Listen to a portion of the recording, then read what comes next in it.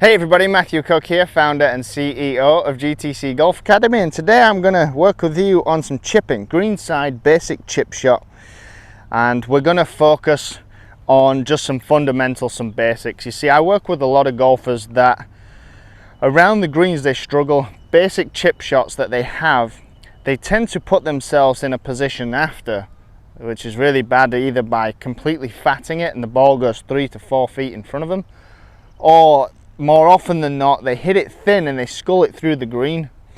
And you know, that one chip shot that should just cost you one shot now costs 3, 4, depending on where you've hit it. If it's in a bunker, in the hazard, in the thick grass, like it could cost you 3, 4, maybe even 5 shots. So a greenside chip shot should cost you one shot alone, that's it. And you consider the best players on the planet, and even they don't get up and down every time. They really don't. Maybe 60%, 70% of the time they get up and down. So we as average golfers, and me as a pro, but still, because I don't play for a living, I don't expect to get up and down every time. And the amateur golfers that I work with, they shouldn't expect to get up and down every time. The average golfer shouldn't expect to get up and down every time. But what we can expect to do, well, rather than expect, what we can try to focus on is getting the ball in a position to give ourselves an opportunity to get up and down, but certainly giving ourselves the best possibility of making a 2-putt.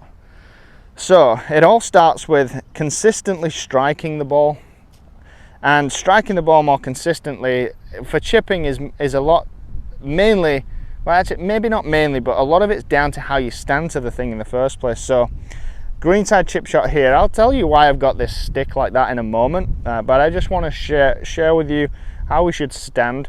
So a small shot means small stance. The ball position traditionally has been taught to be back here. That just causes fat or thin shots. It's not very helpful. So we put the ball in the middle or a fraction forward. A lot of good players have it slightly forward. Small stance, bit more pressure on the left side, so we get a little bit more weight in this left side. And then from there, what we want to do is get the handle to be much higher so that the toe of the club is pointing down slightly. So if we can get the handle higher, the toe of the club's pointing down slightly, that's going to help us with contact. We want a little bit of shaft lean, not much, not like this. The butt of the club's just left of your sternum, just left of your navel. So slight shaft angle, the shaft is slightly leaning forward and the toe is down because the handle's higher. And from here, we just want to stay very much connected. The club, the hands, the arms, and the torso really want to work together as one.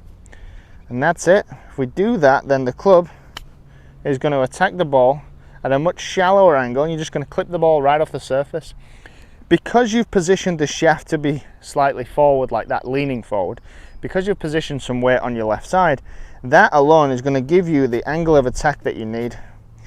And then if you keep the club, your hands, your arms, your torso more connected, making the move, you're more likely to get consistent strikes, and that's it. Now, I put this alignment stick here because I like to see and envision that I return the club back to, or if anything, maybe even slightly more, or with more shaft lean. And this gives me, because that's in my periphery, I can see that, and that gives me a great visual aid to get this shaft to keep leaning and to get the grip to keep leading the club head. And this just allows me to see that as well as feel it and know about it. So like that, it just allows me, they're 2 great chip shots. I'm going to get up and down straight away with both of those. So that alignment stick, you can do it if you want, if you're allowed at your short game area, but it's just to help visually me see that I'm trying to get the shaft to lean, the handle to lead, and we can do that by keeping all of this connected. So that's how you can hit a basic greenside chip shot and really reduce those fat or thin shots that you hit. Give yourself a chance of an up and down, but definitely give yourself the opportunity and the chance to 2-putt and get out of the hole with not such a bad score.